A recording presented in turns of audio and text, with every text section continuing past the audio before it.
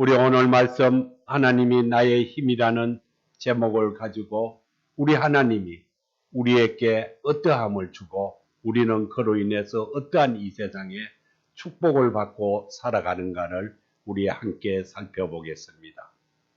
이 말씀 속에 이스라엘의 민족이 해방을 맞이한 말씀과 나라의 지도자를 위한 기도와 또 하나님을 사랑하는 민족이 되라는 이러한 세 가지의 큰 목적을 갖고 이 말씀을 나누게 됩니다. 오늘 1절에 보시면은 나의 힘이신 여호와 하나님이라는 말씀이 나와요. 내가 주를 사랑하나이다. 2절에는 하나님은 반석이고 요새고 나를 건지심이고 또 나의 하나님이고 내가 피할 바이며 방패이고 또 구원의 뿌리시고 산성이라는 주님의 말씀이 기록되어 있습니다. 이 시편에는 인도자를 따라서 노래 부르는 내용이 적혀 있는 겁니다. 여호와께서 다윗을 그 모든 원수들 손에서 건져주신 거예요. 사울왕이 다윗을 죽이려고 추적하고 따라갈 때 하나님은 그를 피하시게 하고 또 그의 방패가 되시고 그를 건지셔서 다윗 왕으로 세우게 되는 것입니다. 이때 다윗이 이 노래의 말로 여호와께 아뢰는 것입니다. 이렇게 하나님께 감사, 또 하나님이 나를 건지셨다. 하나님이 나의 방패다. 내 인생을 다 주관하신다. 이러한 말씀을 하나님께 아뢰는 것입니다. 이 강복절을 우리가 잠시 생각을 해본다면은 1910년 일제가 한일 합방으로 인하여 우리나라의 통치권을 빼앗아 갔어요. 그리고 그들이 우리를 식민지로 삼고 말았지요. 이 일제 치하에서 가정 고난을 통하고 또 가정 고난을 당하면서 우리 민족의 선진들의 힘으로 우리나라가 독립하게 되었어요. 언제요? 1945년 독립을 하게 됐죠. 이 강복절은 나라가 1945년 8월 15일 일제 치하에서 벗어나서 독립하고 1948년 8월 15일에 대한민국 정부가 수립된 날을 축하하고 기념하는 날이에요. 왜 하나님 이야기를 하면서 이 해방의 이야기를 하느냐? 좀 의아할 수도 있는데 잘 들어보세요. 하나님은 우리나라 민족을 사랑하셔서 일제 치하에서 벗어나게 하고 우리에게 자유를 허락하셨어요. 이스라엘 백성이 애굽의 노예살이를 하는데 하나님이 사랑하셔서 그들을 구원해서 출애굽을 해서 가나안 땅에 정착을 하게 하였죠. 이거와 마찬가지로 하나님도 우리를 이렇게 하셨다는 겁니다. 우리도 그 이스라엘 백성처럼 노예 생활을 그들은 430년을 했어요. 우리는 일제 36년 치하에서 살아왔죠. 이 하나님이 우리를 사랑했다는 겁니다. 우리는 하나님이 이러한 은혜를 생각하고 살아야 된다는 의미로 제가 말씀을 드린 겁니다. 여기에 보시면은 첫째, 이스라엘의 민족이 해방되었다 하는 이야기가 있는 것입니다. 바로 우리나라도 이러한 고난과 힘듦에서 일제 치하에서 해방이 되었겠죠. 이 해방이라는 것은 우리 심령이 해방되는 겁니다. 우리는 예수를 믿으면서 세상의 삶에 젖어서 거기에 속박대가 있죠. 그것이 하나님을 믿음으로써 거룩한 삶으로 변화되면서 우리는 해방을 맞이하는 거예요. 내 마음의 해방을. 이 심령은 곧 우리의 마음이라는 것입니다. 이 우리의 마음이 과거의 세상에서 해방을 맞이하지 못하고 그냥 살아갈 때 그것은 속된 삶을 사는 거예요. 우리가 과거의 삶을 벗어나서 하나님의 백성의 삶으로 변화되었을 때 하나님은 우리에게 큰 거룩함을 내려주시는 거예요. 하나님의 아들, 딸이 되었는데 지나간 과거나 세상의 풍류를 따라서 우리가 얽매여서는 안 된다는 겁니다. 이제 하나님의 백성으로 살아야 된다는 것입니다. 하나님의 뜻을 깨닫고 그 뜻을 쫓아서 우리는 다름질 해야 되는 거예요. 오늘의 이 말씀은 우리가 진리의 말씀을 배우고 그 말씀을 기억하고 그 말씀으로 인해서 내 마음이 깨닫고 통곡하고 또 그것을 하나님께 간구하는 시간 되기를 축원드리는 겁니다. 이 이스라엘 민족은 그 당시의 삶을 살펴본다면은 이스라엘이 애굽에 압제를 당하고 살아왔어요. 그러한 어려움을 당하고 살 때 이들이 해방이 되어서 이제 출애굽을 해서 가나안 땅에서 사는 거예요. 그런데 이들은 또 하나님한테 죄를 지어서 무엇을 해요? 또 남은 나라의 종으로 붙잡혀 노예 생활을 하게 되죠. 70년이라는 세월을. 이들을 왜 그러면 그렇게 됐을까요? 이때에 어떠한 문제가 있었느냐? 우리는 이것이 우리의 삶의 본이에요. 우리가 살아가는 삶에. 하나님이 때가 되었을 때 어떻게 했어요? 모세를 일으키셨죠. 모세가 40년 동안 애굽의 궁전에서 살았어요. 그는 귀족이에요. 그러나 그는 40세가 되어서 애굽을 떠나서 유랑 생활을 하게 되죠. 광야에서 살게 되는 거예요. 그가 80세 되었을 때 그가 양을 치고 살 때 하나님이 그를 불러셨어요. 불러셔서 뭐라고 명령했느냐? 출애굽해라. 가서 너의 백성을 구해오라. 이렇게 해서 이스라엘 민족이 출애굽을 하게 돼요. 출애굽을 해서 이들은 인간으로서 할 수 없는 일을 하나님이 만들어 주셨다는 거예요. 불가능을 가능케 해 주셨다는 거죠. 이렇게 해서 하나님이 불가능을 가능케 해줬는데 우리가 살아가는 모든 삶의 하나님이 우리의 불가능을 가능케 해준다는 말씀을 드리는 겁니다. 우리는 하나님을 믿고 따라갈 적에 요한복음, 마가복음 온 곳에 보시면은 가장 특징적인 게 마가복음 9장 23절의 이야기예요. 할 수 있거든 무슨 말이냐? 믿는 자에게는 능히 하지 못할 일이 없다는 겁니다.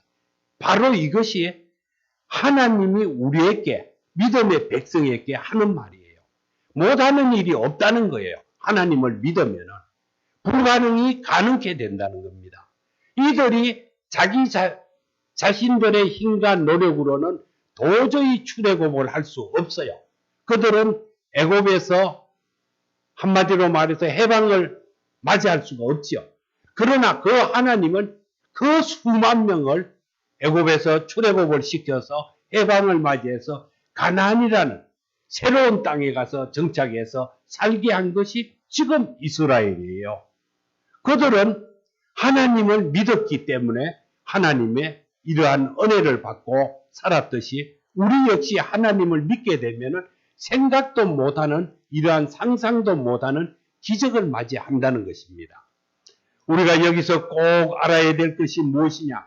하나님을 믿는 백성은 못할 것이 없다는 것. 이것만은 우리가 잊지 말아야 돼요.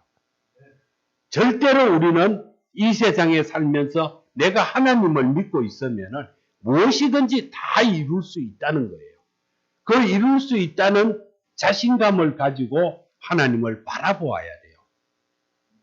이 하나님이 이스라엘께 이렇게 내려준 축복을 이들은 이어가지를 못했죠. 이들이 그 이전에 애굽의 바로왕은 절대로 말을 듣지 않았어요. 하나님이 10가지 재앙을 내려서 바로왕이 백기를 들게 만들었죠. 그로 인해서 항복을 했을 때 출애굽을 하게 됐고 430년의 노예 생활을 청산하게 되고 자기네들이 가나안 땅을 들어가서 살게 되는 거예요. 그러나 이들에게는 그 이후에 어떤 문제가 생겼어요. 가나안 땅에 가서 살면서 이들은 우상을 섬겼어요. 또다시 이웃나라의 강대국의 포로로 끌려가서 70년이라는 세월을 포로 생활을 하게 됐다가 다시 해방이 되었죠. 이게 왜 이럴까요? 우리가 하나님을 믿으면서 꾸준히 주의 말씀을 따라갈 때 이러한 어려움을 겪지 않는다는 겁니다. 주의 마음을 벗어나서 주의 뜻을 벗어나서 하나님의 울타리를 벗어났을 때는 이러한 고난과 힘듦을 겪을 수 있다는 것을 오늘 말씀드리는 거예요. 우리는 언제 어디서 무엇을 하든 늘 하나님을 기억해야 돼요. 그것이 주님을 믿는 백성인 거예요. 좀 살기 괜찮고 좋아지면은 다른 생각에 젖어버려서 하나님을 떠나게 돼요. 그것은 곧 우상을 섬기는 것과 마찬가지라는 거예요. 이들은 이러한 우상을 섬기고 살았기 때문에 70년이라는 세월을 다시 포로 생활을 하게 된 것이에요. 오늘 우리는 이러한 세상의 가거를 벗어날 수 있어야 돼요. 내가 세상에 살던 삶을 벗어나서 이제 하나님의 삶으로 변화될 때 우리가 맞이하지 못했던 대단한 것을 하나님께 얻을 수 있다는 겁니다. 우리는 찬양을 통해서도 하나님의 말씀을 배우듯이 우리 하나님이 우리에게 이렇게 주신다는 것을 우리는 그걸 믿음으로 받아야 돼요. 현재 우리가 이렇게 살고 있는 모든 것은 하나님의 은혜라는 거예요. 이 은혜에 항상 감사하면서 살아가야 된다는 거고, 또 두 번째로는 나라와 지도자를 위해서 오늘 기도하라고 해놨어요. 여기 말씀이. 이 다윗은 이렇게 쫓기면서 어려운 환경에 살면서도 절대로 사울을 욕한다든지 어떻게 하지 않았어요. 대적하는 행위를 절대로 하지 않아요. 그가 잘 돼야만이 내가 사울 다음에 왕이라 하는 것을 알고 있으면서도 그는 그 사울을 충분히 죽일 수도 있는 기회도 있었고 사울을 쫓겨낼 수 있는 기회도 있었어요. 그러나 하나님의 뜻이 있을 때까지 그는 기다렸다는 거예요. 기다렸을 적에 그는 유명한 이스라엘의 왕이 되었던 거죠. 태평성대를 이루는 국가의 훌륭한 지도자가 된 거예요. 우리는 예수를 믿는 사람이 하나님이 민주주의를 표방하지 않듯이 우리는 모든 민족을 하나님이 안아주듯이 우리 모든 사람을 위해서 구원의 기도를 드려야 돼요. 그것이 나라와 국가의 지도자를 위해서 기도드려야 되는 겁니다. 그게 왜 기도드려야 될까요? 책에는 이렇게 되어 있습니다. 하나님이 민주주의의 장벽을 뛰어넘는 분이시다. 우리는 나라와 민족을 사랑하고 이웃과 평화롭게 살아야 되는데 나라가 있으므로 내가 있다는 겁니다. 하나님의 말씀에는 그러므로 네가 있기 위해서는 나라를 사랑하고 나라를 위해서 기도하고 너를 존재케 하는 지도자를 위해서 기도해주고 응원해줘야 된다고 주님은 주장하고 계시는 거예요. 우리는 이 사울이 우리에게 가르쳐준 기도도 있어요. 국가의 통치자나 지도자를 위해서 기도해야 한다고 사도 바울은 알려주셨어요. 왜? 국가가 있으므로 우리는 모든 경건과 단정함으로 우리 삶이 고요해진다는 겁니다. 국가가 있으므로 우리가 평안해진다는 겁니다. 또 우리가 생활하기 이함을 위해서 국가를 위해서 기도하라는 겁니다. 우리는 오늘 이 시간을 위해서 내 주변에 일가 친척과 내 또 친구, 지인 모두를 기도하듯이 우리 대한민국을 위해서 대한민국의 지도자를 위해서 하나님을 위해서 같이 다 함께 기도해 주기를 바라겠습니다. 우리는 국가를 위해서 기도하는 것이 신앙의 자유를 누리기 위해서입니다. 내 국가가 있어야만이 내가 신앙의 자유를 누릴 수 있고 지도자가 있어야지 그가 잘 돼야지 내가 자유롭게 신앙생활을 할 수 있다는 겁니다. 그 원인은 아시겠죠? 왜 지도자를 위해서 기도해야 되는가? 그가 있고 그가 잘 되고 그가 잘 나라를 다스려야만이 내가 평안한 신앙생활을 할 수 있다는 겁니다. 우리는 그걸 꼭 기억하기 바랍니다. 셋째로 하나님을 사랑하는 민족이 되어야 된다는 겁니다.